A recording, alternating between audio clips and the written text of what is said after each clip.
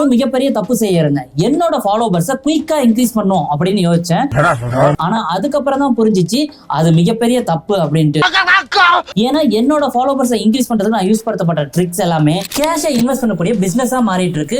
இதுக்கு main reason இந்த cash ending ஆகட்டும், இல்ல நம்மளோட ஃபாலோவர்ஸ்க்கு வந்து பாத்தீங்க அப்படின்னா கிவ் அவே கொடுக்கறதாகட்டும், இல்ல நம்ம கிட்ட இருக்கிற வீடியோ எடிட்டிங் பேக்கை வந்து பாத்தீங்க அப்படின்னா உங்களுக்கு நான் ஃப்ரீயா தரேன், பட் நீங்க அதுக்கு பதிலா என்ன ஃபாலோ பண்ணணும், என் பேஜுக்கு கமெண்ட் பண்ணுங்கிறதுமே ஒரு வகையில பிசினஸ் ட்ரிக் தான். இந்த மாதிரி குயிக்கா வந்து பாத்தீங்க அப்படின்னா என்னோட ஃபாலோவர்ஸை இன்க்ரீஸ் பண்ணி நான் ஒண்ணுமே பண்ண போறது இல்ல.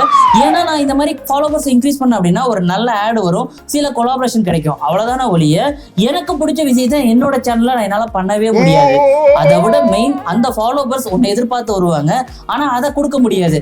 அதுவே நான் செய்யற விஷயத்தை பார்த்து ஒவ்வொரு ஃபாலோவர்ஸா இன்க்ரீஸ் ஆனாலும் இந்த கிறுக்கை இதைத்தான் செய்வான்னு அவங்களுக்கு தெரியும். ஸோ அவ்வளவு சீக்கிரத்துல வந்து பாத்தீங்க அப்படின்னா இந்த கிரிக்கெட் சேனலை விட்டு வெளியே போக மாட்டாங்கிறது என்னோட நம்பிக்கை.